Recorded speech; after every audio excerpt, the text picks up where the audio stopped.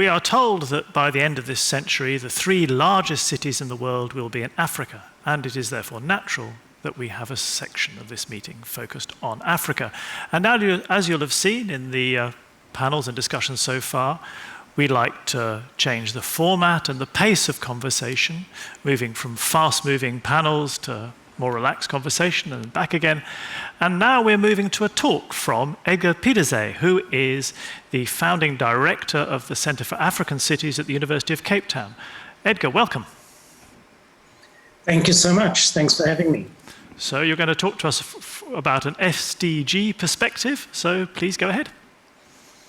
Thank you. Well, the starting point is precisely the fact that Africa represents a really significant story within this larger conversation about cities. And the reason for this is that we see the highest rates of growth within the Africa region. Specifically, we consider that at the moment, about 600 million Africans are urban dwellers already, and we anticipate that this will reach 1.5 billion within just the next 30 years. Now, what's significant about this and how it shapes urbanization, it coincides with also trebling the labor force in the same window. Now, consider this against the backdrop that in Europe, your labor force is declining and you're about 580 million urban dwellers. So that gives you some sense of the scale of the transition we're talking about. Now, what makes this unique is the fact that most of the people in these cities will only be able to access occupations that are low wage, fundamentally precarious, with almost no social protection. And what this means practically is that the only way these people can live is informally or in slums, as we tend to call it in development discourse. Now, of course, so it's not just about understanding the nature of this in terms of demographic shift, but it is happening within a context of digitization, intensifying impacts of climate change. And of course, we're also witnessing political polarization, which makes it much harder to deal with some of these questions as interlocked problems. And then finally, what we see in many African contexts is what I would call distorted governance. And what do I mean by this? Very briefly, we've seen a stalling of decentralization. We see mainly a culture of top-down decision-making without involving cities and citizens. And we also see often ineffectual platforms and plans and policies, which means that they sit on the shelf, but they don't translate into everyday life. So what the SDGs offer is a way of thinking about these interlocked challenges and placing goal number 11, sustainable cities and communities, at the center, and recognizing, relative to what Karen Sito said earlier, that we need to fundamentally rethink the nature of infrastructure and land use if we are going to build sustainable communities. And this is about also figuring out how do we achieve responsible consumption and production.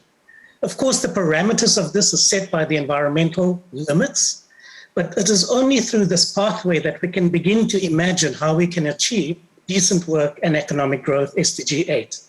And clearly, in a context where there's no social safety net, people need to rely on cash income for their livelihoods. You cannot think of the goals related to material empowerment in the absence of decent work and economic growth.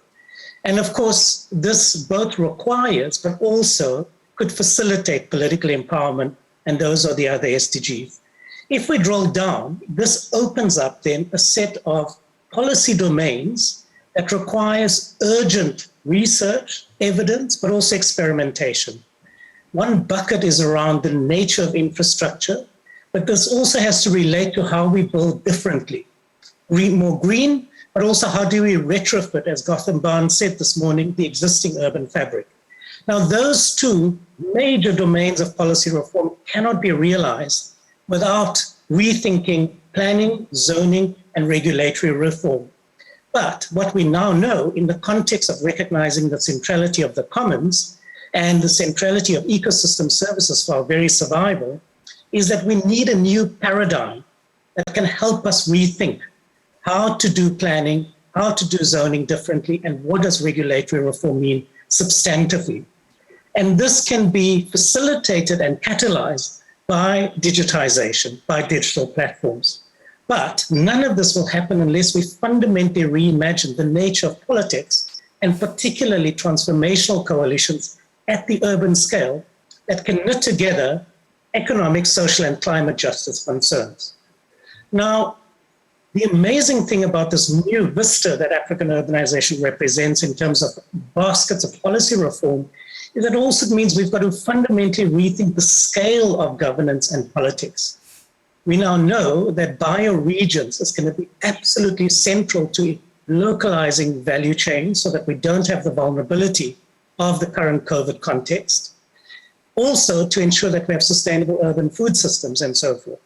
But we also know that neighborhoods and social enterprises at the neighborhood scale could probably pick up a lot of the responsibilities of well-being and sustainable livelihoods. Now, people may feel, oh, this is way too ambitious. There's no way we can achieve this in the African context, given distorted governance issues. But I'd like to remind people that just in the last decade, we've seen a rapidly moving policy landscape. The African Union adopted Agenda 2063 in 2013.